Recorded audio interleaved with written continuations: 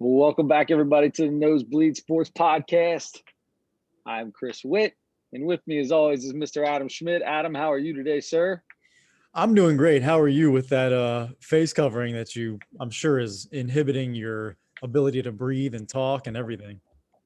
Ah, you know, uh, I'm doing all right. So, for those of you watching here on YouTube, yes, I did just get done shoveling snow in the driveway, and I didn't forget to take this off. I have to leave it on for the show because once again, I have lost yet another bet on the Nosebleed Sports Podcast. We bet the Super Bowl over under was 56. Adam took the under. I took the over. And once again, Chris lost, as did the Chiefs and Mr. Patrick Mahomes. And Adam, that's how we're going to start the day off. Let's do it. I got a question for you. I've got an answer for you. Chiefs lose. It hasn't been done in 20 years or something crazy like that. Somebody winning back-to-back Super Bowls. Very difficult to do. The Chiefs are in back-to-back Super Bowls. They lose the second one to Tom Brady, 31-9 this past Sunday. Adam, was this bigger for Tom Brady, or was this worse for Patrick Mahomes? I think this is going to go against what we talked about, what my answer to this similar question last week, but I think this might be bigger for Tom Brady. Just because after you win the Super Bowl, you get to enjoy the fact that you were the best team in the league, and you were the best team this year. And there's probably no greater feeling as a football player or a player of any sport to win a championship. That's the ultimate goal. Not only that, but he won the MVP. So this was his seventh Super Bowl win, his fifth time winning the Super Bowl MVP. 10th time in the Super Bowl. So can we say this real quick? Yeah. I do want, before we go any further, I would like to congratulate Tom Brady on becoming the winningest Super Bowl franchise in NFL history. Yeah. All by himself. All by himself, he has more Super Bowl wins than any franchise in the NFL. That, Right. my friend, that is impressive. 7 more than the Cincinnati Bengals, right? 7 more than the Bengals, 1 more than both the Patriots and the Pittsburgh Steelers. Yes, sir. Yeah, that is an incredible stat, and that's one of those things. Another thing that kind of you can point to when you talk about whoever you want to put up against him as the all-time greatest quarterback. That's another one that you can say, okay, now not only did he do that, he won 6 Super Bowls in New England, but he went to Tampa Bay in his very first year at 43 years old, won another one. And I don't know. I still am kind of on the fence a little bit about calling him without a doubt the greatest quarterback ever, just because I think there are other guys that you can make an argument for, but it's hard to argue against that, man. It's hard to argue You against can make 10 Super Bowl games, playing in those, being, certainly one of the biggest reasons you're there every year.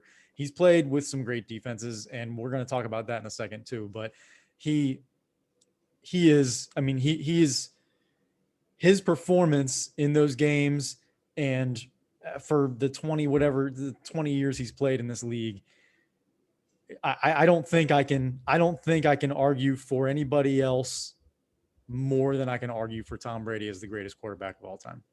You can argue anybody you want to argue, but it's going to be a losing argument every time. I don't know how you put their stats.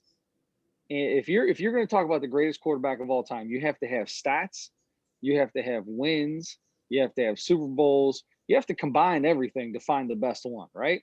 You can have a guy that's got the most stats and maybe a Super Bowl and a good amount of wins, and things start averaging each other out as you start looking at everything. Tom Brady's in the top 5 in everything stat wise, and he is the greatest in wins and in Super Bowl appearances and wins. You can argue all you want, but it's a losing argument. Congratulations to Tom Brady, but I'm not going to sit here and pat on his back because the guy's 43 years old. He knows what it's like to win. He's done it a million times. We all knew how great he is. We realize it every couple of years when he's right back in this spot. He's been in the playoffs for like 100 straight years. I just like to say Patrick Mahomes is the most athletic quarterback I may have ever seen in my life.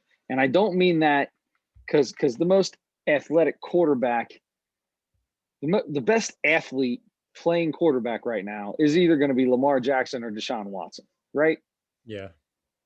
Patrick Mahomes, though, what he can do, how he can throw the ball from the places that he throws the ball and where the ball goes. There was 2 or 3 plays where he was horizontal, not looking anywhere, and threw the ball exactly where he wanted to throw it. Looked like he was just throwing up a prayer, and he drops a dime in the back corner of the end zone. Only his guy had a chance at it. He missed it. Only his guy had a chance at it. Probably would have never made the play. Dime as he's falling out of bounds, horizontal. You've got a play where he runs around for 35 minutes and then gets hit. Okay. And as he's getting hit, he throws a ball and it hits. I can't remember who it was. Was it Tyreek Hill? Somebody in hands. I'm sorry, not in hands. In the face mask while they're in the end zone. You got him scrambling for his life, hitting Travis Kelce on 3 different third downs. 2 that Kelce missed, 1 that I believe was knocked away, but just unbelievable throws. He ran, he rushed. I don't know if you saw this stat. Patrick Mahomes rushed for almost 500 yards before throwing passes. Wow. In that game. He ran 500 yards before the ball left his hand.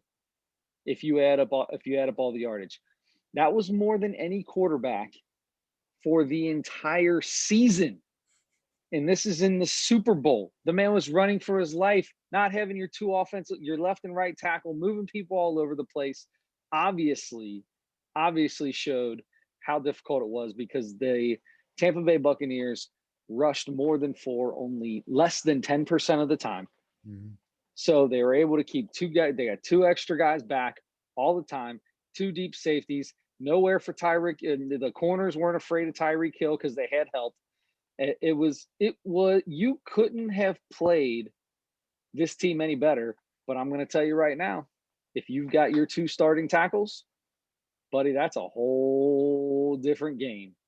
Those edge rushers aren't coming down as 100% as they were, downhill with their ears pinned behind the back. They probably would have had to rush more people, leaving more guys open on the edges for Kansas City. I would love to have seen that game with both teams fully healthy.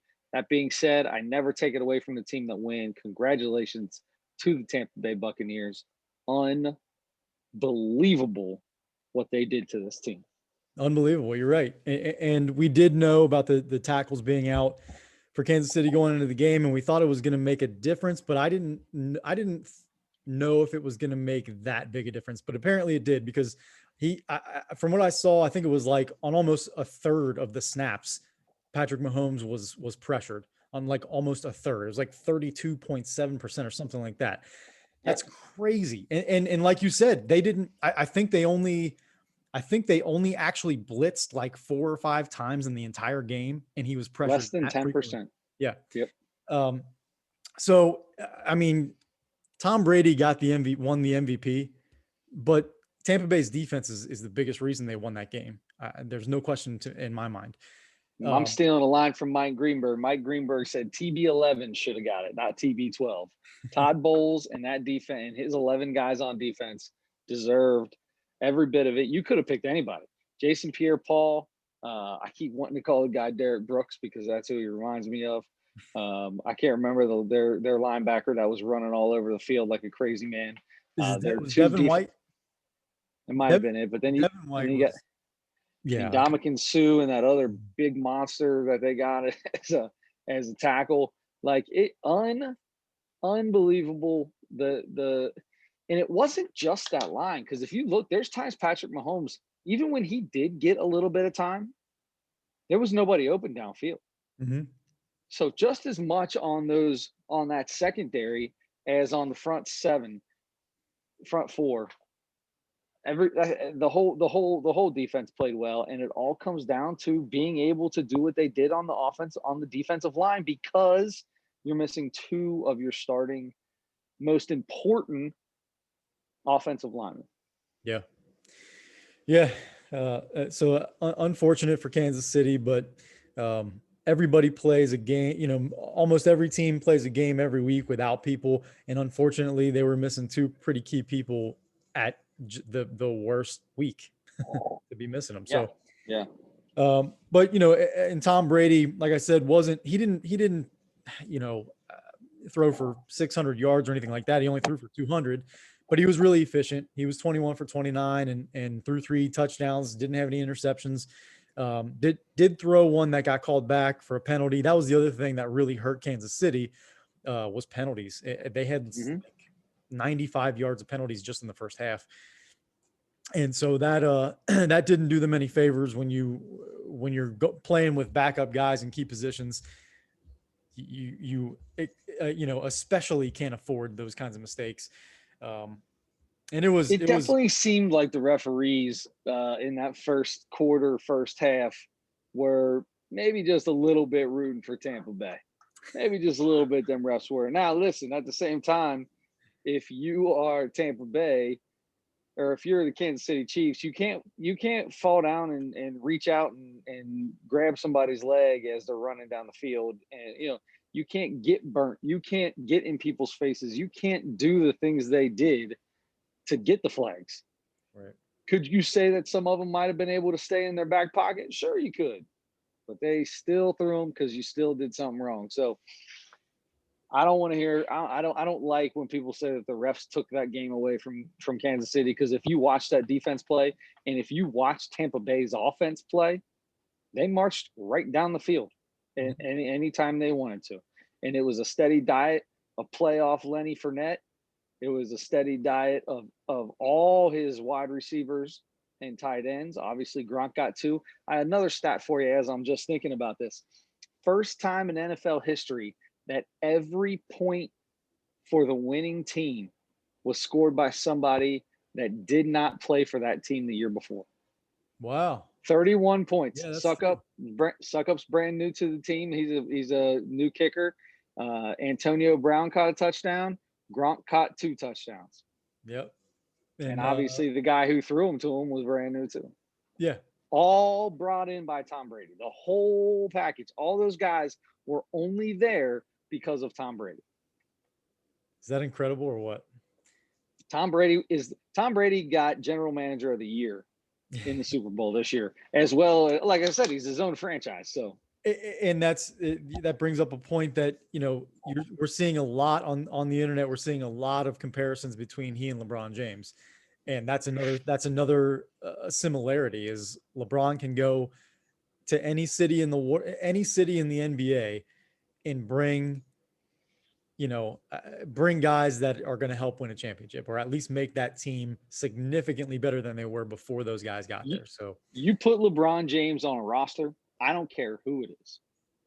I think it'd be the Sacramento Kings. You put LeBron James on the roster right now, and they're a playoff team. Yeah. But I mean, he also brings people. Anthony Davis. Anthony Davis came over because he wanted to play in LA with LeBron. Yeah. So, what does this mean for Patrick Mahomes? I mean, could this be something that sits with him in his? He didn't put his team. He is the quarterback of the most prolific offense in the NFL, and he did not get his team in the end zone in the Super Bowl on the biggest stage. Does that do anything, do you think, to his psyche that's going to hurt him going forward? Mahomes seems like the kind of kid who he's a lot like Brady. He's got that his demeanor, like if they score a touchdown or if he throws an interception, you know what I mean? He's still gonna have that same energy, that same look in his eye of all right, here we go. We're going back out here. We're gonna go get him again. I don't think that it's going to be I don't think it's a be all end all for Patrick Mahomes at all. I don't think this will affect him if in any way. It just becomes more of a motivating factor for a guy. You know what I mean?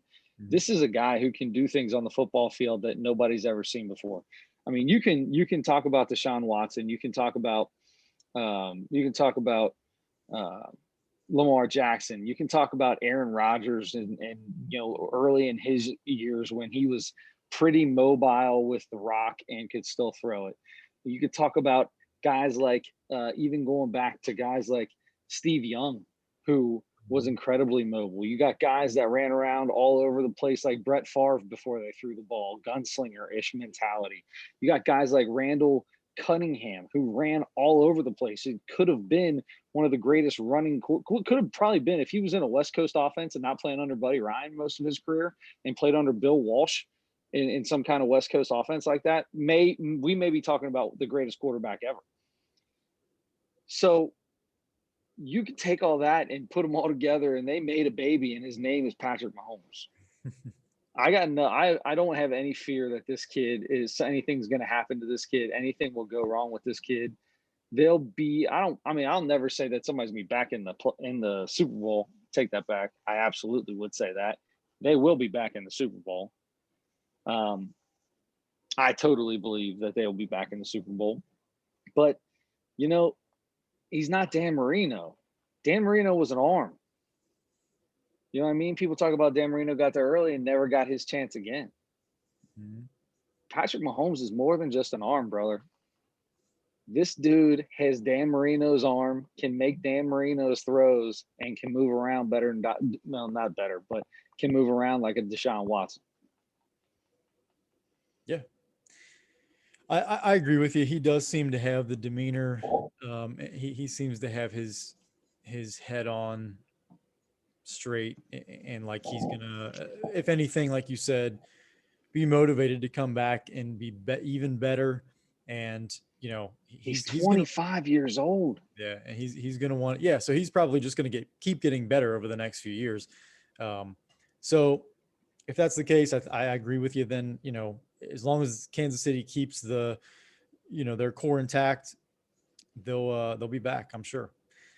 One thing that I was thinking about as you were talking about that is I forgot that at one point Tampa Bay was 7-5. That doesn't sound that great. And then they won their last 4 games, and then they got in as the wild card and won three games on the road. 7-5 going into they were going into their, what do you call that bad boy? The bye week. Bye week. Mm-hmm.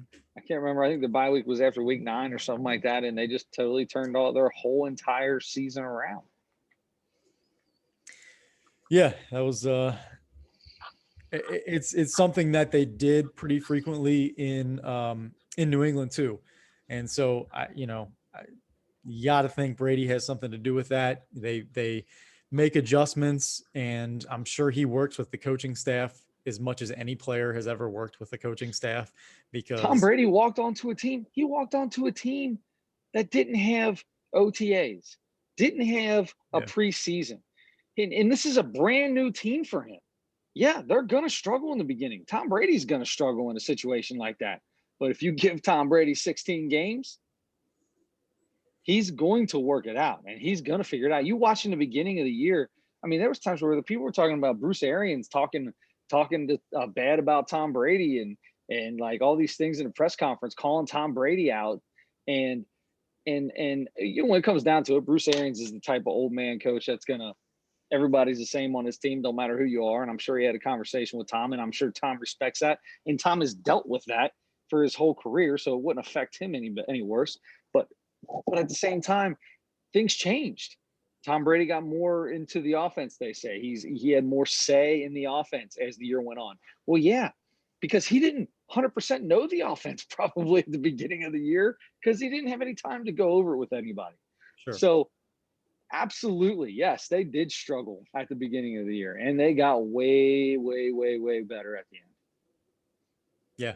Yeah. And his preparation is legendary. I mean, they talk about how much time he spends in the film room and that kind of thing. And so like you said, you get an entire season to put it together, and then your last, you win your last 4 games and get into the playoffs, and that's all it takes. And then he's going to be prepared every single week to know exactly what it's going to take to beat you, and at least have the offense doing their part of it.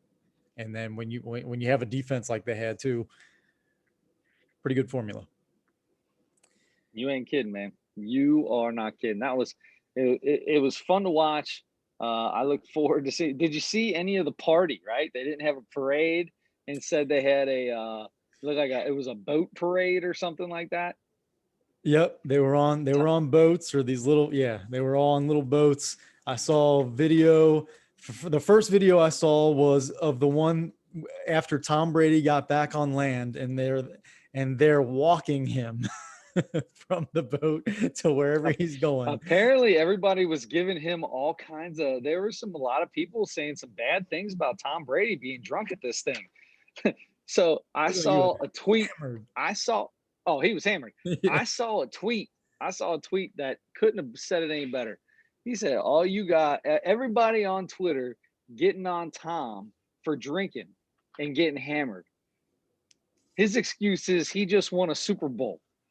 All you tweet heads, your excuse is it's Friday night. I think Tom Brady wins. Yeah. Yeah. Yeah. I mean, if there's ever a time where it's okay to have a few too many, is there a better time than that at No, your there is no better time. championship parade? Yes. Did you see him throw the Vince Lombardi trophy to Gronk? That scared the daylights out of me because he threw that thing, and you could tell that thing the football is the heaviest part of that thing because it went straight to the bottom and the top end goes up, and I was like, "Oh, that's the real Lombardi trophy." Well, what two better guys to do that than for Tom Brady to throw it to Rob Gronkowski? There's not a soul in the NFL or in the front office of any NFL team or of the NFL that would ever say a word to those two about it. Right. Yeah. It was entertaining. It was funny. So good for them, for getting their championship in, or getting their parade in. I mean, and figuring out a way to do it where you don't have just people lining the streets everywhere. Made it a little bit safer that way and everything. That was a great idea. I liked that. I mean, they couldn't have done it anywhere but Tampa Bay, but yeah, good for them. That was awesome. Yeah. Yeah, if this was in, if the Eagles won it, or if New England won it, or whatever, that's not happening. Unless they get on, everybody gets ice skates on or something like that, and there you go, exactly, frozen river, exactly. So this is before we go. Oh, go ahead. No, were you going to make a transition there? Kind of, but not really. But I want to see what you have first. I was going to go total opposite, total different subject. So if you want to continue and got something else to say, go ahead. It's not even really anything. I was just wondering if you paid close attention to the commercials or anything. I mean, I know it's a hacky thing to talk about with the Super Bowl, but if any commercials jumped out at you that you remember that you thought were great. Usually a lot. I thought I didn't think Anheuser-Busch was doing anything this year. Yeah, they said they weren't. But so it was Budweiser. There was no Budweiser Clydesdales. There was no Clydesdales. So I guess that's what it was, because they brought back a bunch of the old guys. I loved that. Paramount, they spent a ton of money on their streaming service. And I think it paid off because those are probably the most memorable commercials on there. Beavis and Butthead, and I don't even know. I just remember Beavis and Butthead. So all the Star Wars stuff was on there. So yeah, I thought that was pretty cool. Yeah, the first couple Paramount commercials I thought were kind of dumb, and then I saw Beavis and Butthead. I'm like, oh yeah, Beavis and Butthead, and those were the ones that stuck out to me. And then the last couple that they did, I think were funnier, and especially the ones. There was one that featured like Beavis and Butthead more than any other, and then the ones where they were like, everybody was dancing or something like that. And that was the funniest part was Yes. the girl. I don't know what horror movie it was from, but it was like a From The ghost or Ring. It whatever. was from The Ring. The Yeah, Ring. yeah, the girl from The Ring. That's right. I think I actually saw that movie. I don't know why. I must have been somebody I I'm have seen that movie. You got to somebody I remember was that was dating. back in the ages when we would be dating people, right? So just in high school or just out of high school, we would actually have to go on dates where men like us who are scared to death of everything that has a thriller theme would not go see anymore because I'm a grown man now and I can make my own decisions and I'm married. So, tough, babe. Sorry, it is what it is. You want to go watch it? Go watch it with your girls or something, or find another date. I don't know, Yeah. but I'm not going. I don't have to go anymore. I've already got it locked up. And I'm not married, but I'm too old to care about. I'm just going to tell you, if I start dating somebody new, I'm just going to tell you flat out. I'm sorry. If you, like you said, go find somebody else to go to that movie with. I don't go find somebody else to go to the haunted house with or whatever. Anyway, I don't want to get back on that whole thing. We talked about that. If you haven't heard how scared we are of everything, listen to last week's podcast. There you go. But I said startled. It's startled. The word is startled. Okay. yeah, startled, Now, scared. I'm everything. during the movie, I get startled easily. Okay. I'm not necessarily scared of the stuff on the screen. Okay. Now, But when I go to bed at night there and you the go. lights go out, that's when I become scared of all that crap I just watched. I can't get that stuff out of my head. I open my eyes for a split second and I see everything. Yes. Everything. Absolutely. And I'm like, well, I have to curl my legs up because if my feet are by the end of the bed, something's going to reach up at the end. Someone's going to grab you. So obviously it's going to happen. So you can't do that. Anyway, the girl from The Ring is just flopping around or whatever, and Butthead just goes, Yeah. That was like the funniest part of any commercial I think I Yes. saw. Besides that, I thought a lot of them were not very good. The Will Ferrell, I'm just so biased with Will Ferrell. Everything he does is funny to me. So it was the electric vehicles from General Motors, I think, talking about that, and he was bashing whoever, Norway or whatever, Sweden, whoever it was. Anyway, and then besides that, there were a couple comedians that popped up. Matt Bronger was one. From the Scott's commercial. I was like, Matt Bronger, he's, kind of, like people probably that follow comedy closely know who he is, but not everybody does, I think. So anyway, that was kind of a fun little thing for me. But anyway, I just wanted all the Wayne's World would have been a lot better. I think the rest of what I'm going to say. Yeah. The Edgar Scissorhands commercial. I loved that movie, so I like that one. That was kind of cool. I kind of like that. The Little Edward. I guess that was Little Edward, right? I guess I thought she died at the end, but apparently she's still alive. What's her name? Was it Meryl Streep or Meryl Streep? Come on. You mean his girl, the girl that he fell in love with, who was in that commercial? Oh yeah. You mean the character's name from the movie? Oh, I don't know what the character's name was. There ain't no way I remember that. Oh, yeah, I'm trying to remember now too. Anyway, either way, doesn't matter. But that was fun. And so here's the deal with commercials for me. Yeah. When I watch I don't watch. Usually during the Super Bowl, the commercial is my time to get up, go replenish my plate of food, replenish my drink, because I don't care. I don't. Super Bowls, the commercials are the commercials. There's some funny ones, and most of them you never see again because they play them because they're 3-minute long commercials. But when you come down to the real commercial, it's only 30 seconds for the rest of its featured life. So some of them are all right. Most of them goofy. There's seemed like there was a bunch of little people commercials stuff I've never even heard of before that were in there. So good for them. Speaking of that, my favorite commercial of the whole time, Tire Discounters, which was just, it was it was 3 seconds long. It was just the jingle, which just goes Tire Discounters. Did you see they kept doing the Paramount put a ton of money into this. Yeah. There's like they kept at the end of every commercial break or before at the end of every right before every commercial break, it like flashed up and I can't remember what it said, something about the mountain in the background, and it was Tony Romo and Jim Nance saying something to each other. It was on like before every set of commercials. They paid a lot of money. Good for them. I hope they get a lot of streaming people. I have way too many streaming things that I pay for already. So sorry, Paramount. As much as I'd love to stream some Beavis and Butthead, nothing on there turned me on to going to you. Yeah. Yeah, I know. I'm contemplating. I'm gonna have to get HBO Max. I think that's getting big. Conan's about to move his show to there and make it a little bit different. And that is gonna make that show really good. Yeah. And there's something else on HBO Max. I'm forgetting what it is now that I'm like, man, I have to go watch that there. The Righteous Gemstones. By itself, I will always have HBO just so I can see the Righteous Gemstones. Only been one season. John Goodman. It's the funniest thing in the entire world.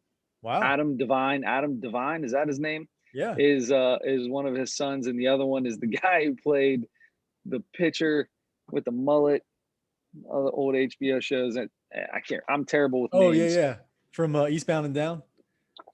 Yeah, from Eastbound and Down. Yeah. So I'm just telling you right now, one of the funniest shows out there. If you get HBO, go back and watch the first season of Righteous Gemstones. Unbelievable. That just reminded me. I think it was Moonbase 8 is the show that I was thinking about that I really want to watch that I haven't watched yet. I'm pretty sure that's the one that's on HBO Max with Fred Armisen and Tim Heidecker and John C. Reilly. Oh, see, I haven't seen anything on that, but that sounds good. I'd like to see that. That sounds good. All right. So okay. Anyway. So speaking of that, real quick, this weekend, pretty big week, right? For a guy who's got a girl. It's Valentine's Day weekend in COVID season. Not all of us can be Andre Edwards, the great fan and contributor to the podcast, and have their COVID vaccines. So as a man with a girlfriend these days, what's a guy do on Valentine's Day?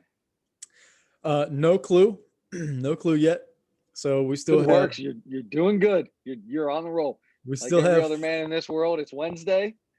Valentine's Day is Sunday. This weekend, no idea. 4 days away. Yeah, no clue.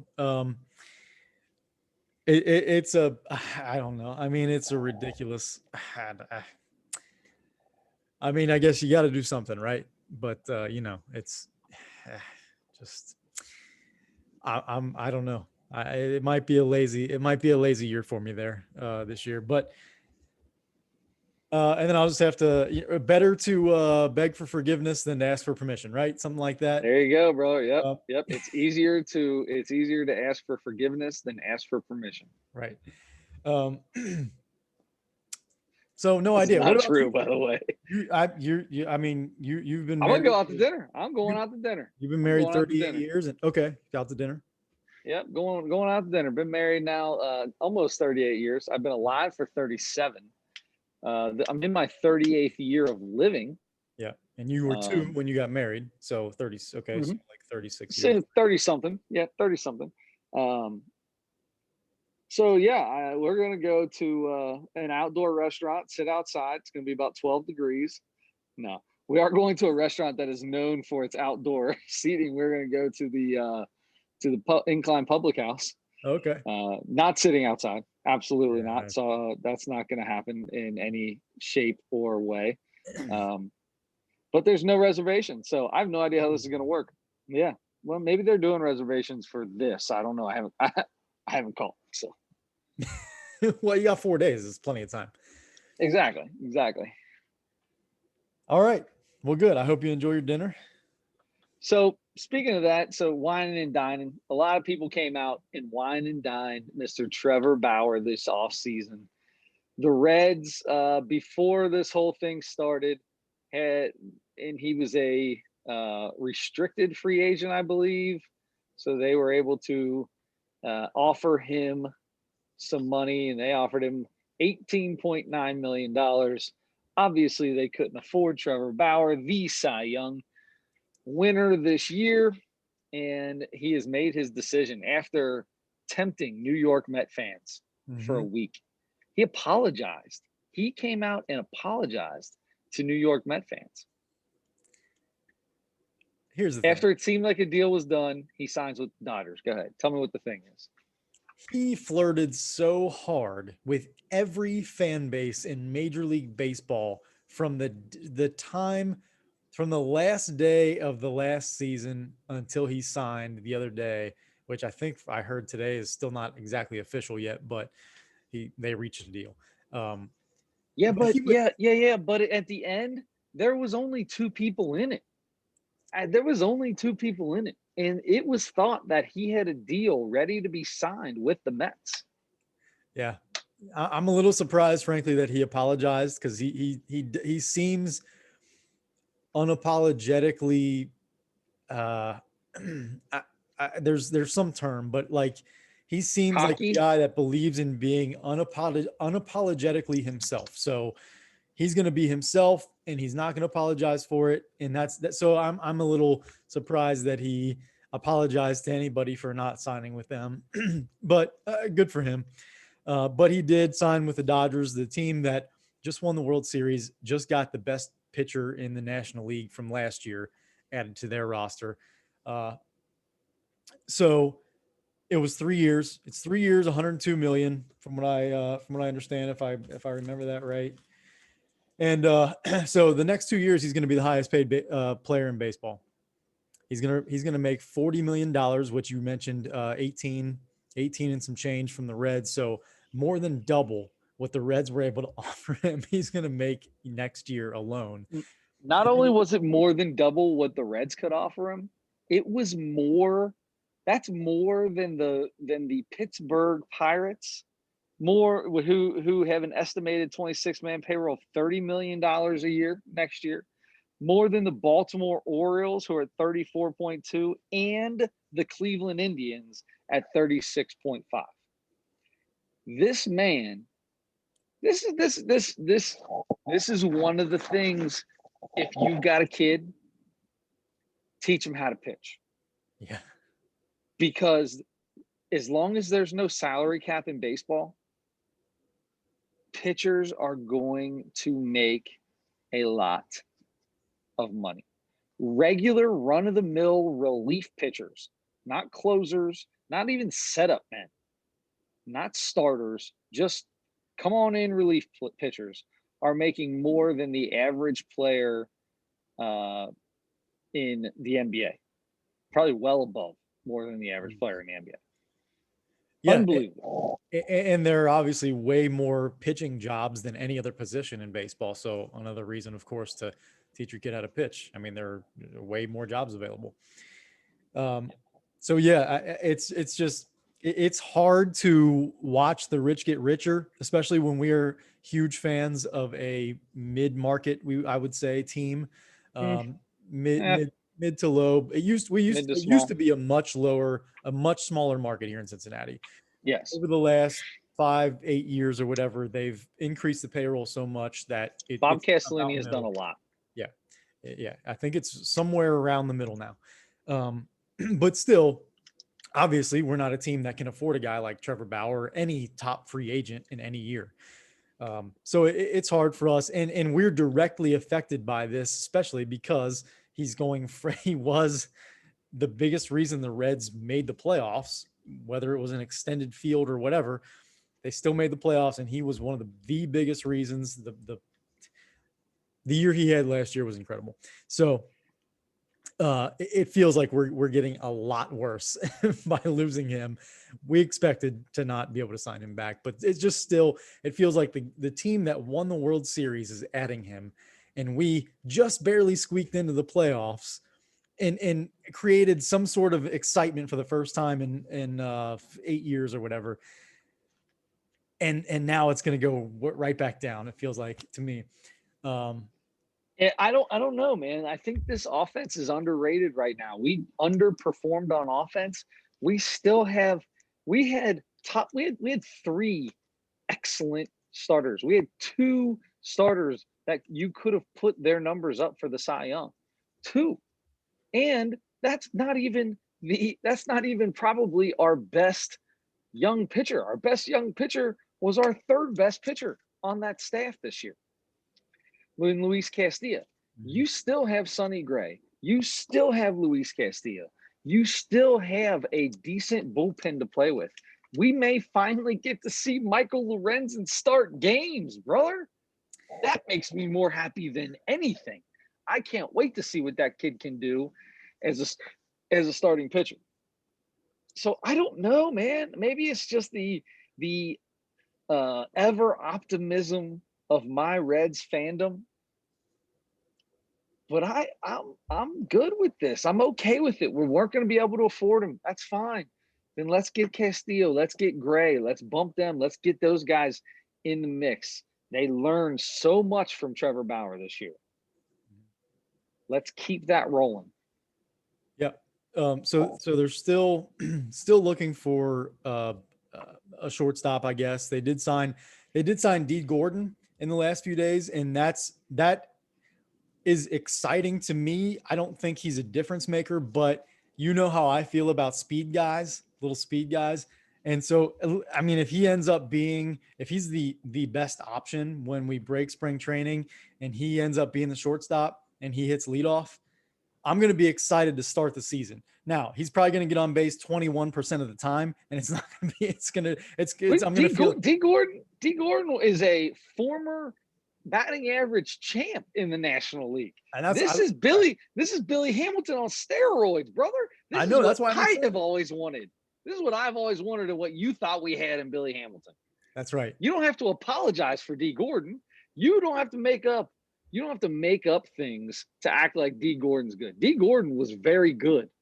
Billy Hamilton, you had to act like it. Oh yeah, I say was. There's no doubt. I said was. Trust me, I know what I said. That's why I'm cautiously optimistic, because if he was going to be a difference maker, he wouldn't have been kind of picked up off the scrap heap. I mean, he signed a minor league deal with an invite to spring training. It's not like this was a free agent signing that we should be, that yeah, but you see people come back from things all the time. I mean, he did it. He was, he was looked at to be really good in LA, kind of fell off a little bit, got busted for doing steroids or HGH or whatever once, kind of went to Miami and became a whole new player. Maybe he needs another little shakeup, come to Cincinnati, become a whole new player, not a whole new player, but become a better player again.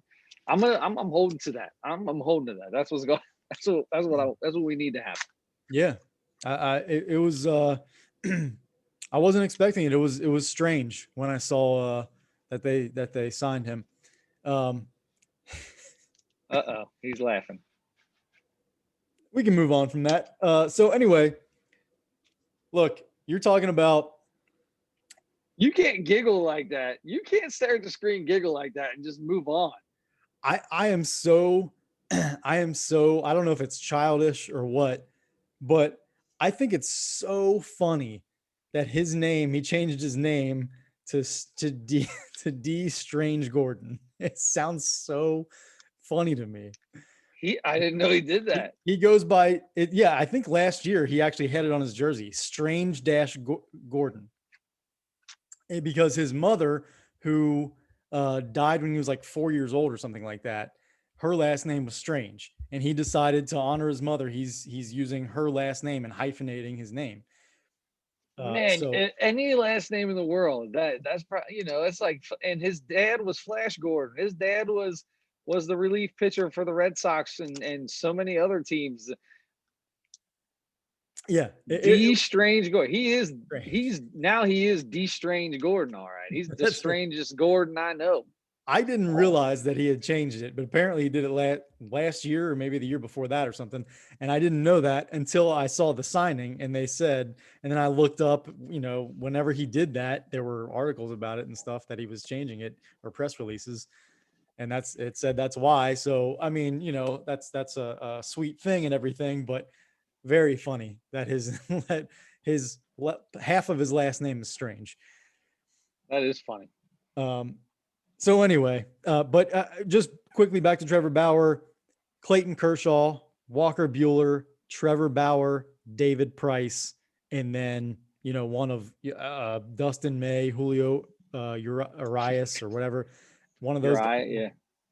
I mean, are you kidding? There's nobody even close, right? No staff even Nope. close. Nope. Without a doubt. But you know what? Hey, come out of nowhere. And they have anytime. one of the best offensive teams in the league too. Sure. And they put a big giant roadblock in front of San Diego, who thought they were up and coming, didn't they? Yep. They put a big old giant roadblock in front of them bad boys. San Diego's like, "Whoo, we coming on hot at the end of the season last year. We look like the hottest team in baseball." Those are going to be, yeah. And then they added 2 huge signings, 2 big time pitchers. It's going to be, those series are going to be so fun. There are going to be some incredible pitching matchups in those series this year. And it stinks that those games are going to start at 10:30 our time. Just going to say that it's too bad that if you live over here, you don't get to watch it till 11 o'clock at night.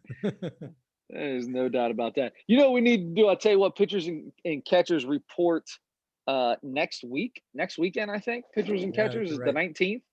I think you're right. Usually right so around 25th. Yeah, 25th for everybody else. So I believe that's right. We need to get our boy Bobby Nightingale, Mr. Bobby Nightingale Jr. to step up into the podcast and give us a true breakdown of the Reds, and not just what we think on this little stuff. We need an insider on the show to let our fans really know what's going on with this Cincinnati Reds team. Yep. We will have him soon. Definitely before the season starts for sure. That reminds me, one really quick thing before we go on to our Mount Rushmore. I wanted to ask you this, and it brought you kind of triggered it in my mind when you talked about Michael Lorenzen possibly being a starting pitcher on the Reds staff this year. That means he's going to get to bat more often. And that reminds me that I wanted to get your take on I've been watching your mouth. I've been watching your mouth in that mask the whole time, trying not to laugh. It looks very funny. You look like a cartoon. That's funny. Great radio. They made the decision that most of the rules from last year, those extra, the 7-inning doubleheaders and the runner on second base to start extra innings, those rules are sticking around for this year, except for the universal DH. What? Explain this to me. What is Rob Manfred thinking? How can you take things that everybody universally hated? Maybe not everybody. Me personally, lots of regular baseball people hated. And the one thing that I actually kind of got used to, and at the end of last year, I said, you know what? I can do the DH thing. I was against it for a long time. I kind of like the 2 leagues having 2 different things, but you know what? I'm good with the DH thing. I became good with the designated hitter at the end of last year. And what he leaves in is all this ridiculousness. What? No, that the DH doesn't even change the game because the game's already being played that way. Well, here's the thing. Like the biggest thing for me is I think the designated hitter needed to be universal, either for or against, when you split the leagues evenly. When the Houston Astros went to the American League and you had to start playing every single day, there are inter league games being played. That's when that's when you needed to do that. It was the interleague thing, because if you look at every single major league sport, hockey, they've got 2 divisions. You've got basketball with the Eastern Conference, Western Conference. You've got football with the NFC, AFC. Everything has 2 different leagues, and all the rules are exactly the same for both leagues. Mm-hmm. So that's the thing that would actually make sense. I'm glad you're with me on this. I just wanted to run that by you because it's been driving me crazy ever since I saw it in the last week.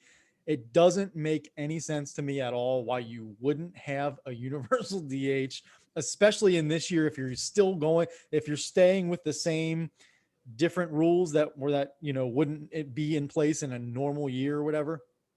I just don't get it. I wanted to get your take on that. We agree, so we can move on. It's pretty ridiculous if you ask me, but I don't know who's in Rob Manfred's ear, who's making these decisions with him, or if it's just him. But dude, brother, you need some different people talking around you, or you need to throw some things out and just see public opinion. If you're all about what the public wants and trying to fix the game and get it, I say fix the game. I don't think there's anything wrong with the game, but trying to get it more applicable to a different generation, a new generation that doesn't seem to be as into it. Okay, well, let's figure out that maybe do some things that make sense first, and then these crazy full out rule changes. Well, let's develop some of those, right? Let's figure those out. But let's get everybody on the same page. I never was for, I kind of always liked the fact that you had a little advantage if you're a National League team in the World Series. And when you're pitching, the AL had an advantage, because they've got a guy that always DHs on their side. I kind of liked that for a long time. But no, it really doesn't make sense. It doesn't make sense. It doesn't make sense. Everybody follows the same rules. It's all done. Boom. Yeah, I couldn't think of any reason either. That's something that Bobby Nightingale did a good job of last year when we had him on to start the season, was talking through those rule changes, and I think he almost kind of convinced you that some of those were going to be okay. And to be honest with you, most people, runner on second base, still the stupidest thing. I get what you're saying. I feel like most people I've heard that were against that to begin with, by the end of the season, they were like, okay, it's fine. I've heard a lot of people say, it actually wasn't bad at all. And, so people can adjust to those things, but this one just doesn't make sense. So I definitely want to ask him his opinion on that. See if we can get some kind of reason that we're not thinking of why that would be the case. So we'll bring him on in the next few weeks here and do that. But right now we need to move on to our Mount Rushmore. And this week it is the Mount Rushmore of Adam Sandler movies. We are both big Adam Sandler fans, and Yes. we've both seen a ton of his movies. I'll tell you what, as big a fan as I am of his and as many movies of his that I own, he's made so many movies. He is such a prolific movie maker that I haven't seen half the movies he's been in. I mean, there are a lot of movies I haven't actually seen, but a lot of them I would say I'm probably close to that. I feel like I've seen, I don't know, man, as I'm scrolling back, I don't know. I feel like I'm at about, I've probably seen about 65% of his movies. I'm going to go with 2/3. Yeah, I'm probably about there too. I didn't know because I've never seen the movies. Are your kids into the Hotel Transylvania movies? Huge. Okay. That was, I didn't almost know. put it on my Mount Rushmore. I love Adam Sandler in those Hotel Transylvania movies. Never saw. Apparently, they're working on a Hotel Transylvania 4. Very good. So yeah, that's one example of a movie that I have not seen of his, but there's a huge list of movies that I have seen. I've liked almost everything he's made. He's had a couple duds, but I mean, for the most part, I just love everything he's in. So I would like to know your top 4. Did I Adam pick Sandler this movies. one or did you pick this? I picked this one. Darn it. Okay. All right. So here's the deal. The first 2 are easy for me because it's what he literally named his film place after. Mm-hmm. Billy Madison, Happy Gilmore. If they're not on your Mount Rushmore of Adam Sandler movies, then you like Adam Sandler for a different reason than everybody else does. Yep. If you don't have Billy Madison and Happy Gilmore on yours, then you've probably got Spanglish and Rain Over Me, Rain Over Me, Going Overboard, Little wait Nicky. a minute now. Time out. Going Overboard. That's old. Little Nicky wasn't terrible. Little Nicky wasn't. That's what Adam Sandler does, though. That's his comedy. Yeah. Going Overboard, that Spanglish, that stuff. I mean, Jack and Jill was, I guess, kind of more like his, but there's some of these that were, Anyway, besides the point. Happy Gilmore, Billy Madison, without a doubt. Dude, I got a list that I got to choose two from. So I'm just going to go over these real quick because I'm going to make this easy for you. Okay. Because we're going to talk about all the best movies real quick. Yeah. The Wedding Singer, maybe one of the most quoted Adam Sandler movies of all time. I'm not a movie quoter. I can't remember what things are from. People will quote movies and be like, you never seen The Wedding Singer? And I'll be like, well, of course I have, like 10 times. But I don't like remember all. I laugh when it happens. And then my mind doesn't have room for everyday things, much less to keep a movie quote in it. Right. So I kick it out. Waterboy. Are you kidding me? You know what? Scratch that. I'm putting Waterboy putting it on my Mount Rushmore of Adam Sandler movies. I'm doing the typical, currently doing the typical COVID-19, anyone with a mask thing. The whole point of the mask is to keep your spittle and breath and stuff slightly enclosed in the mask. But for some reason, anybody wants to talk, which is when that stuff spreads the most, they pull the mask down. Doesn't make any sense. I just did that as and I'm wearing the mask in case anybody is starting in the middle of the podcast, which wouldn't make any sense because I lost a bet on the over-under for the Super Bowl.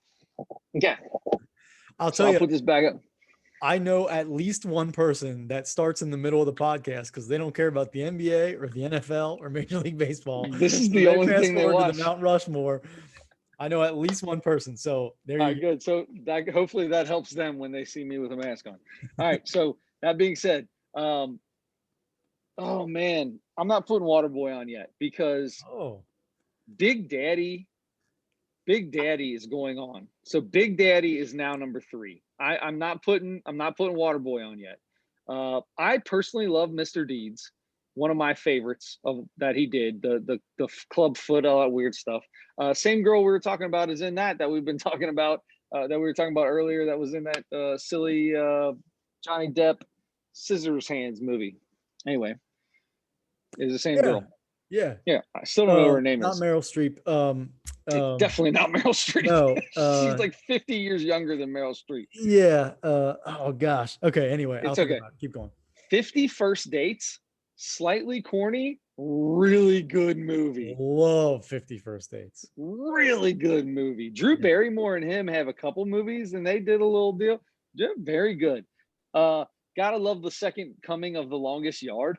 That was if anybody that saw The Longest Yard with dude just died a couple years ago, Burt Reynolds, great movie, right? Like a classic movie, dude.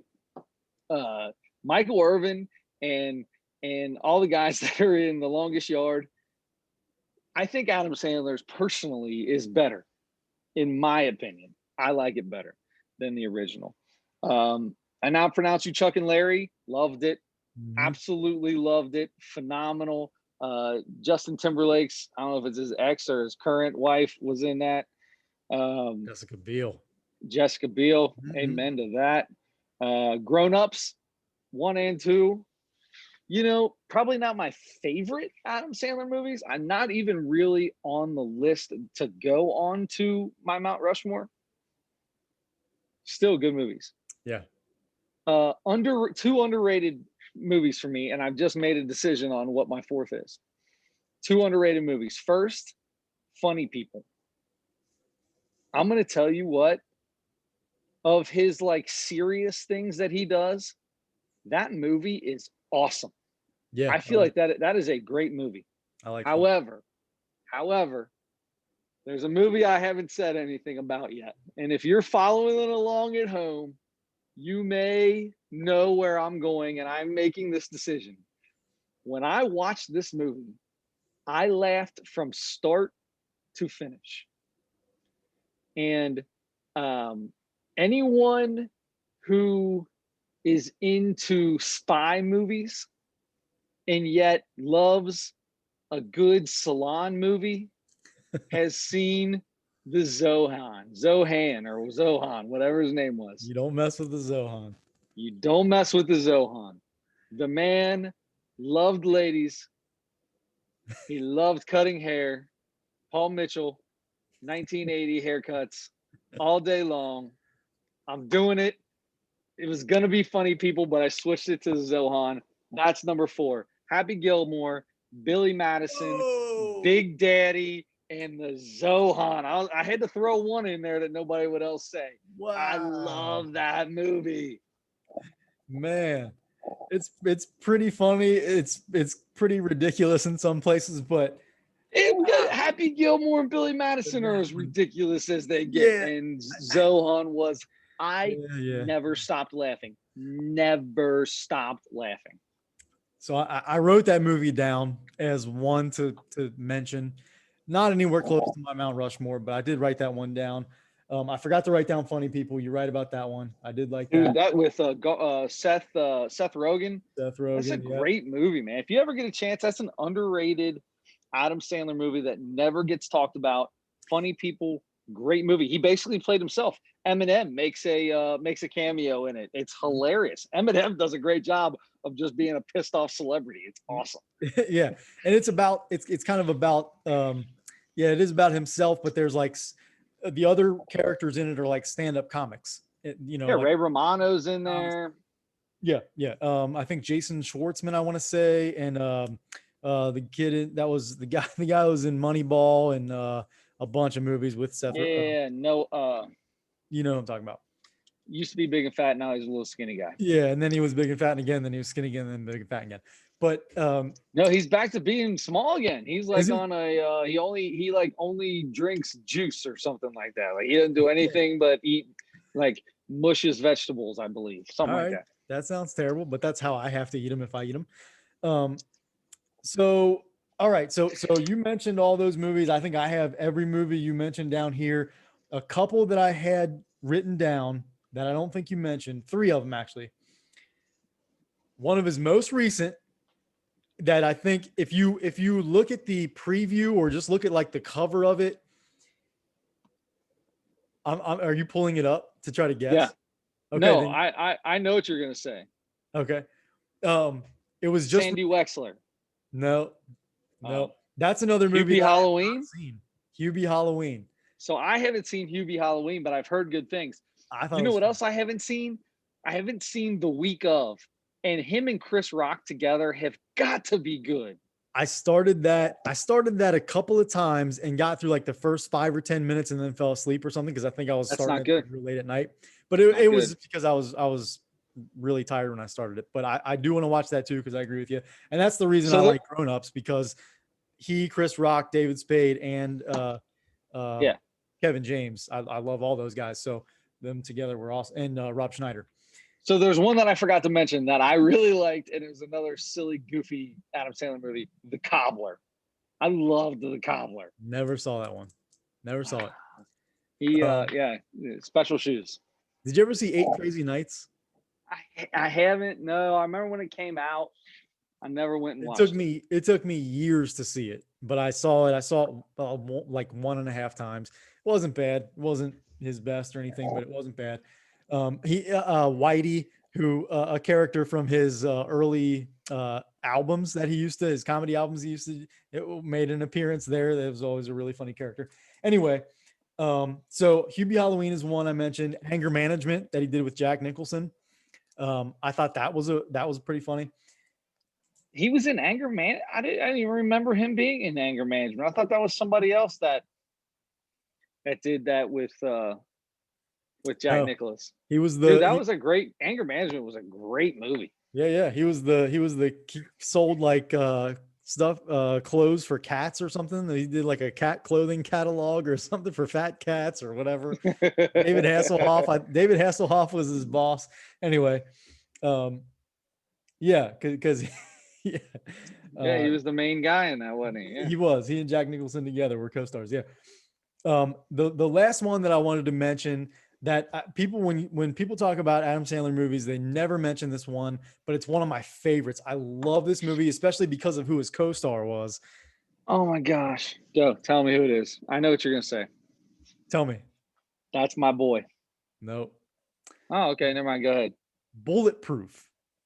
Oh, that's an old one. Yeah, oldie Bulletproof but that he did with goodie. Damon Wayans. I Yes. love that movie. It's kind of like it's a comedy, but it's got a lot of action in it and stuff. Yeah. But I thought that was really funny. By the way, if you're also looking for another kind of similar thing, a comedy action movie, The Do-Over is kind of funny too. He and David Spade did another one together. Or the Zohan. Tons of comedy, tons of action. Action, right? Yeah, he does. He likes the action So stuff. that's my boy. Real quick, I forgot that's my boy. Shout out cameo to one of my favorite cameos in that is Vanilla Ice. Uncle Rob makes a cameo in there, and he's got to get to his son's wedding, and he walks up, knocks on the door, and he says, "You still got the 5.0?" And they all get in the old 1990 Mustang 5.0 Mustang. Anyway, sorry, that's just one of my favorite parts of a movie of all time. No, I never saw that whole movie. Oh, So, you're missing out. yeah, Great movie. I missed that one. So I got to get to my 4, and so I had Happy Gilmore, Big Daddy, and The Wedding Singer marked. Ooh, okay. When you started talking, you said if you don't have Billy Madison and Happy Gilmore on your thing, you can hit the road, Jack, or whatever. So I marked down Billy Madison. Now, it's so hard though, because The Water Boy, Mr. Deeds, even 50 First Dates. I mean, I've seen that movie so many times. It's so hard. But I guess I'm just gonna stick with Billy Madison because it was one of his first. It was like his It first. started it. Huge, Billy Madison started everything for Adam Sandler outside of Saturday Night Live. It was probably his first movie while he was there, right? I think he shot that movie while he was still on Saturday Night Live, or maybe right after he left. So yeah, and it was super goofy. I mean, just it's almost hard if you're an adult and you've never seen it. You're probably going to have a hard time getting through how ridiculous he acts through the whole thing. But when you're a young person and it's just silly humor and you love it, and then you grow up with it. Everybody pees their pants. It's cool to pee your pants. If peeing your pants is cool, consider me Miles Davis. All right. Chris Farley, you son of a bitch. No, that was the old lady. Oh, that was the old lady. I thought that was Chris Farley. Chris Farley was eating everybody's lunches. No yelling on the bus. Screams, yells, no yelling on the bus. Adam Sandler, I believe Adam Sandler's line in that movie is, "I've got some things in mind. Involve a bag of ice, a bull's head, 5-iron." Well, I think my favorite quote from that movie is, just because I hear it all the time. Anytime I hear somebody say that's correct, I think of Chris Farley when they're studying together, and he's like, "That is correct." Takes his shirt off. Takes his shirt off. Oh. Oh. So, Miss Vaughn was the teacher. Miss Vaughn. Oh my gosh. That Veronica Vaughn. Stop looking at me, Swan. Yeah. I know from experience, if you know what I mean. Oh, you don't. No, not me personally, but a guy I know. Him and her got it on. No, they didn't. Look, that's the one, man. If that's the one. No, but you can imagine what it'd be like if they did, right? Huh? Everybody on? Good, great, grand. No yelling on the bus. All right. That's the end of the scene. Okay. That's my 4. We got your 4. Chris, we got to go into our very last part of this thing, and that is our final. The end of the night is here, which means the comedy segment time to talk about arrived. Comedy. All right, and you chose this one last week. You chose Jay Mohr, his most recent from this past year, American Treasure. And let me start by saying, did he mention anybody else as an American treasure or say the words American treasure through this thing that you remember? I mean, he talked about two American treasures specifically, but I don't ever remember the word American treasure coming out. So are you kind of upset because you feel like he was talking about himself? After seeing the whole thing, I do think he was talking about himself. Yeah, That 32 was years of comedy, right? He knows it's not his fault. It's your guys' fault if it's bad or something yeah, like that, right? and that was the kind of the theme or the feeling, that the vibe that I got throughout this whole thing was there was like a, and we've seen plenty of comedians that are known for being being kind of grumpy and being upset and mad about everything. Bill Burr and Louis C.K. and plenty of people who are really funny and do that all the time and are funny. This felt different, man. This felt like he's got some stuff weighing on him, and it Oh came yeah. through. And he talked about a lot of stuff, and he got a lot of. There were a lot of times where his the way he said the jokes and his pauses made it seem like he was waiting for a much bigger laugh than he was getting. Oh yeah. Did you see as they scanned the crowd a lot? Like you could hear some laughter, right? But they're scanning the crowd and like no one was laughing. There was a Yeah. couple times where no one was even laughing and it showed laughter. And they had one girl that kept going like this. Yeah, because he still he does the shock thing. I mean, he uses the shock stuff like those other guys do too. But it was like more. There was more like malice behind it or something. There was more like Dude, he just had anger. a pretty big divorce go through the last couple years with Nikki Brooks, which I don't know if you've looked her up, or Nikki Cox. I Nikki forgot. Cox was her name. Cox is what you Nikki did Cox. last week. Yeah, so I mean, I probably feel that way too.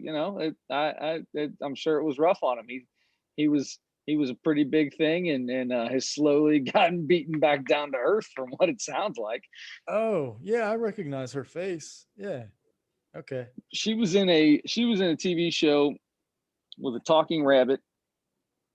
Uh, that back in the day, one of the kid that was on it was in that Malcolm in the Middle show, and it was a funny show. The talking rabbit was he was a comedian. The guy who did his voice is a comedian that's got the most recognizable voice in the world, but I can't think of his name, so it doesn't matter. Totally horribly described that movie or that TV show that she was in years and years ago. But there you go. Um. Yeah, it says that she was with Bobcat Goldthwait for like That's who it was. 9. That's Oh, who did that Bobcat was that I couldn't think of his daggone name. He did the voice of the rabbit, okay. of the stuffed rabbit. So this says partner. So I don't know if she just dated him for a long time and then she went right after him, was married. Maybe that was just her comedy partner or something. And then she was She married to didn't do Jay Mohr comedy. for a long time. But anyway, but here's the thing: is what I was thinking toward the end of this thing is it felt like he was arrogant and angry at the same time through this whole thing. I mean, he said a few things that made me laugh, but there was a lot of stuff that I cringed a little bit more because it seems like it's like, man, it's comedians talk all the time about, they use their pain and their suffering from growing up and experiences they've had, and that's what drives their comedy, and that's what made them comedians and stuff, and that's fine. But it was a different feeling for me. It just seemed like he wasn't ready. It seemed like he wasn't ready to do a comedy special, and that's what, like, especially as he wasn't getting laughs like I think he was expecting to. Yeah. I was wondering why he would still use that one and release it as his special. Like, if this wasn't a live special or something, and it wasn't, why wouldn't you just do it? Even if you do the same set, but it's a better night, it's a better crowd, you feel a little bit better, you're in a better mood, and you do the jokes a little bit just slightly differently with a different tone or something. I feel like that he could have done that, but this didn't come off great. to me. Yeah. So I don't know. The first thing that he said that really made me laugh was I won't even say the whole start to the whole premise, but you know what Dick Cheney never thinks about? Pearl Jam. Yeah. That was so great. That line alone, even taken out of context, was funny to me. Um, Yes. but like he did a lot of like stock jokes to me too. Like, okay, Wilford Brimley looks like a walrus and pronounces the word diabetes funny. You know how many But he's people have done that?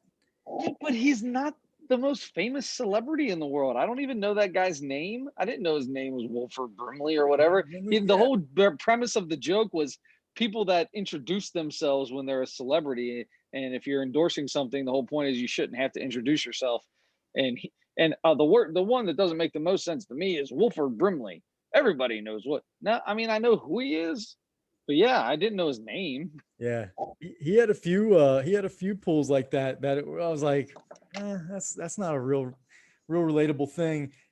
He like threw like Jennifer Aniston under the bus real bad. Like Some that's of that something. stuff is just some of that stuff though. I don't think is for real. Like the whole Clint Eastwood thing. I don't think that's a real story, buddy. You don't You think know, so? like no. All right, maybe I've been had, but it just felt. I think a lot of that is just his comedy. I think yeah, and I think because I was feeling like he was like, gosh, man, get your mind together a little bit before you're ready to write jokes again. Don't be so angry about everything. And He likes to try to he likes to try to do impressions. And the Christopher Walken thing. Do you think he really had a conversation with Christopher Walken about having a tail or flying, yeah, being I able to mean that fly or have a was so tail? outrageous though. But the other You ones don't weren't. think the Clint Eastwood thing was outrageous? I mean, not really. He asked him to have a beer at a bar that they were shooting at or whatever. Oh, And that's not the part I was talking about. Like oh, that's not. I oh, believe he put some of the. I the believe he the, put some real things in there, but that the wasn't the word that he joke. spelled. Yeah, Yeah. that wasn't the joke. Maybe you don't. Maybe you missed that part of it. That wasn't the joke. No, I know what you're talking about. Okay, yeah, and maybe that part was exaggerated or something, or maybe it was totally made up. But I don't know. It just felt because I felt like he was just like there was just like so much anger in him or something coming across that when he said that thing about and I worked with something about somebody being so mean, and I've worked with Jennifer Aniston, and I'm Yeah, like, dude, I know once in a while you hear people that are willing to tell stories about people they worked with that, it didn't go well or whatever. But for the most part, even I'm sure it happens all the time, but usually people in the industry don't do that to each other, even if they don't like somebody, they just usually don't talk about it. Um, so that kind of just, I was like, geez, man, there's another thing. It just seemed like it didn't even seem like there was much of a joke there. It was just more like, this person was mean, and I'm saying that, and I've worked with Jennifer Aniston. Like, geez, is she known for being like really hard to work with? It just didn't come across like a joke to me. I don't know. you struggled with this one, bud. I You struggled with struggled this with it. one. I You struggled with this struggled with one. this one. Yeah, and like I said, he did his Norm Macdonald was really good. He does a really good Norm Macdonald impression. He only did it for like His 2 seconds, but his I thought Christopher Walken was pretty good. it wasn't bad. It wasn't. I mean, everybody does a Christopher Walken, and a lot of people do a Norm Macdonald, but I thought his Norm was really good, and his Christopher Walken wasn't too bad. So that part was decent. So I for the couple times I really laughed, I gave him a 2.2. All right. So all that stuff being said, there's not really a lot to add to it. I gave him a 2.7. I thought it was I thought it was good. There were some parts that I really laughed at. And then there were some parts where I sat there and I'm like, phew, dude, this ain't hitting for you, brother. This ain't working. Like you just come off as angry. Like you say, you're just coming off as angry. Especially when it came to like women and being married and all that stuff. He started getting there was some tangents he went into. There was some funny stuff in there that he could have worked out and got funny. But like you said, maybe this was too soon after his, most recent divorce because it was not hitting the way there was some funny stuff in there and I laughed, but some of it was like, okay, you got to that edge and you were ready for the punchline and you took that 2 steps past and you've lost the punchline now, brother. You are just mad. now. You just Yeah. he's like, and it was a lot of it was women. We just always think that you're gorgeous and beautiful and well, no matter what. And I'm like, this all has to do with this Nikki Brooks. He's trying to go and be like, baby girl, I loved you. You're so beautiful all the time. It's all I ever thought about. That's what it sounded like to me when he went through that whole thing. That's what that It's a sounded like. subliminal message. This whole thing was like a subliminal message to her. Yeah. Yeah, Yeah. I got that too. Yeah, so it sounds like we're pretty much on the same Keep page calling her there. Nikki Brooks, Nikki Cox, whatever. Sorry. Gotcha. Anyway, no sports, not a lot of sports involved. He's a huge sports guy. I was in sports talk radio. That's what I was looking for. So Yeah. a little bummed out on that. So anyway, that leaves you up for the comedy segment for the week. Okay. We decided, we talked beforehand, and I'm gonna go twice. I'm gonna go this week, and then next week I'm gonna do the one for the following week. So for this week, let's go. I'm gonna go with another guy that's kind of known for his for being like an angry comic, Lewis Black. Oh geez. I know, and I'm not usually a huge Lewis Black guy. His We last talked about doing the last one, or did we actually do it? We talked about it, but there was a bunch of other things that came out at the same time that we didn't end up doing. Yeah, I think you're right. And I think I ended up watching that and I thought it was pretty funny. But he just did one recently, sometime since COVID started, because the title of it is called Thanks for Risking Your Life. I'm pretty sure this is on Prime, so I will double check that. But the last time I did see, I wasn't a big Lewis Black guy for a long time because it was, to me, it was too much. It's just all the yelling and stuff. I'm like, okay, that's just too much. But whatever the last one was, I can't remember the title of his last one. It made me laugh a lot more than I ever have with him before. So I'm willing to give him another shot. He's getting up there, man. I don't know how old this guy is, but he's at least in his 60s, because he started late. I don't think he started in comedy till he was in his 30s. Most people start like in their late teens, early 20s. So, okay, thanks for, yep. So this should be free on, maybe not. Nope, you got to rent it. So let me see if it's on something else. Let me see if it's on something else, and we'll figure that out. So there's a chance we might change this during the week if I can't find it on another platform. It's probably on YouTube somewhere. Anyway, but I'm gonna go twice because I saw something that I want to do, and it's gonna be a little off brand for what we normally do here. And I know anytime I've done that before, it hasn't worked out great.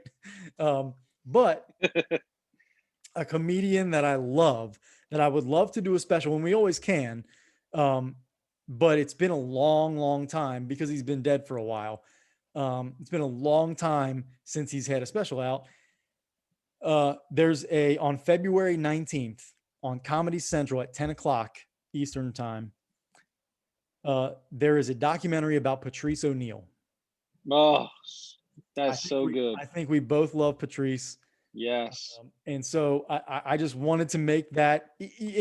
Honestly, you can pick this week's again if you want to. Totally fine with that. I just definitely want to, at some point, I wanted to at least tell you ahead of time so you can remember to set your DVR or whatever, because this isn't on YouTube. It's not a streaming service. This is on Comedy Central, which you can probably get it on Comedy Central on the website or app or whatever. Yeah, it's on there. It's going to be on Comedy Central, which is on Hulu. Hulu has Comedy Central, so I'm good. I'll set the DVR and record it, and we're good to go. Yeah. So February 19th. I love Patrice O'Neal, man. He is so funny. He's another guy. Yeah, he's another guy that'll get you with some shocking stuff. He gets pretty raunchy, and he'll say some pretty offensive stuff. And it's, it's changed obviously since he's been dead. Some things have changed, and some things people say you can't exactly say anymore or whatever. But it's comedy, man. It's comedy. If you can't deal with it, you can't deal with it. Yeah. So that being said, I want to go back into the sports world. Okay. For our Mount Rushmore for next week. Yep. So for the Mount Rushmore next week, I'm going to do the Mount Rush. We've done the Mount Rushmore point guards, Yep.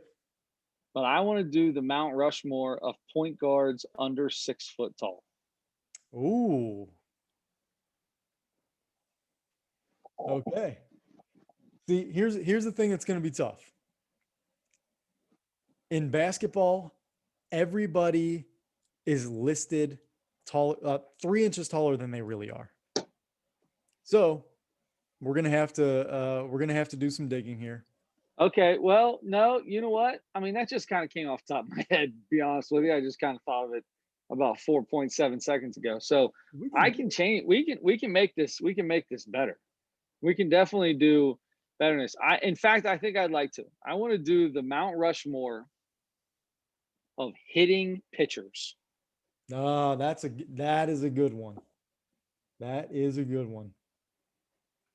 It's So right before that came out of your mouth, I thought switch hitters, and then you said hitting pitchers. Oh, that would have been good too. So we'll do hitting pitchers, but I'm going to put a caveat on it. Okay. Because I don't want Babe Ruth on there. Right? Oh. Babe Ruth is just amazing in everything that he does. Babe Ruth is on his own Mount Rushmore by himself. Maybe not by himself, but we could talk about that at a later date. We did a lot of talking about that with Hank Aaron when he passed away. Right. So I'm going to go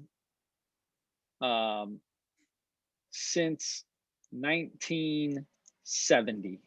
Oh. So when you really had pitcher, we'll go we can say 1960. Let's just after 1930. Anytime after 1930. Or we can just say hitting pitchers not named Babe Ruth. Okay, I'm good with that. Let's do that. You want to do that? Hitting pitchers not named Babe Ruth, because at the time that he was doing things, and he started out in Major League Baseball as a pitcher, that they had realized quickly that if you don't have him in the lineup, you have an issue. Yeah. So although we'll just say guys pitch 2 or 3 days in a row, I think, sometimes less. So then is what's his name going to include in this? Was the guy for the Cardinals then? Because he became a outfielder. Rick Ankiel. For the Cardinals. Ankiel, yeah. So is a guy like that. I feel like I want to talk about guys who are pitchers who can hit, not guys who were pitchers that become fielders. I'm talking about pitchers, straight up hitting stats on pitchers. Hitting while you were a pitcher, yeah. Yeah. Yep. Not including Babe Ruth. Okay. Not including Babe Ruth, not including Rick Ankiel, unless he was a great hitter while he was a pitcher. I'm pretty sure he was. Probably. Mike Hampton comes to mind. Greg Maddux. I mean, okay, let's not do that now. Okay, I got you. Michael Lorenzo. There's a few of them right now. There's 3 or 4 of them right now. Yeah. Yep. So it'll be interesting. I don't know how I'm going to look this one up. All the other stuff I've done, I've looked up on Google, just typed it in, and boom, what I'm looking for comes up, and I can scroll through few different people's lists. I don't know if there's going to be lists out there. This is going to take some Adam Schmidt. It's a good thing basketball season's over, because it's going to take some real Adam Schmidt stat looking up. I'm looking forward to digging into this one. That's for sure. There you go. That sounds good. All right. You know what? I kind of feel bad because I thought the Lewis Black thing was free. So I feel like I should probably pick something else. Can I tell you something? Yeah. I tried to look for the last few times that we've done this. One of my favorite comedians that we've never talked about, and maybe there's a reason for it, I don't know. Maybe you don't like him. I think the guy's hilarious. Ali Siddiq or Siddiqui or whatever his name is. Ali Siddiq, yeah. That guy cracks me up. But you cannot get a special of his for free anywhere. Yeah, that's just I've looked him up on everything, and I cannot find him for free. Really? I feel like I'm sorry. I was gonna say I feel like he's got to have something on. He's got to have plenty of content on YouTube. Maybe because this doesn't have to. He's got a bunch of short stuff on YouTube, a bunch of little pieces of his stuff, but you got to buy his full featured comedy specials. He's got some jokes about being in prison and having to be heel to toe. Oh my God, it's some of the funniest stuff you ever. He's like, I can't stand in the line. You stand in a line with me nowadays. I used to be in prison. I give 6. This is the way before COVID. He's talking about giving people like 6 feet in line. Person behind me, I can feel him breathing on my neck. Boy, you better get where you go. We ain't in prison. Ain't no reason for you to be here. You know what? So that reminds me of another person that I'm gonna have to double check. I'm gonna have to look up again, but somebody that I've been hearing a lot from, and every time I hear something from them, a joke from them, it's really funny. But somebody that we talked about several times and we never got to do it was Taylor Tomlinson, Quarter Life Crisis. Yeah. That came out like shortly after the pandemic started, I think. And we talked about her. I think we should do that because I've heard probably at least 3 or 4 jokes from that since then, and they were all really funny. So it kind of made me want to watch it even more. So, I mean, that one's on Netflix. If unless you find somebody else that you're really dying. Perfect. Nope, that's perfect. Taylor Tomlinson it is. Yeah, I started this because we ended up skipping over it. And I think I stopped because I thought we were going to end up doing it at some point in time. Yeah. Quarter Life Crisis. Yep. Here you go. I can tell you how far I was in on it. I was, let's see, resume. 58:37. Oh, I was 1 minute and 12 seconds in. I did kind of the same thing. I think I started it once or twice and held off because I did think we were going to do it too. So let's do it now. Let's make it easy. And if I can find that Lewis Black one, we'll do that down the road. If I can find it for that sounds good. That sounds good. All right. So everybody else, you're welcome today for losing the bet. I'm sure I look way better on TV with a mask over my face. Adam, congratulations on your victory. Now, before this happened, I remember taking Tampa Bay with the points. I remember taking Tampa Bay with the points, and I thought that was the bet, but we didn't bet that. Right. We bet the over-under. And I remember saying, I don't want to take the over. I don't want to take the over. It's too many points. I don't want to do it. And you took the under, and I said, nope, I'm doing it. I'm taking it. And right. The rest is history. The rest is history. And this is we're a unified podcast here. You're my brother. So I'm finishing this thing off with you. I'm finishing it off with you here. And I'm going to let you take it away. All right. So for everybody out there, next week, we've got all kinds of good stuff coming. We've got hitting pitchers. We've got a comedy segment with Taylor Tomlinson. And until then, don't forget to turn your headlights on.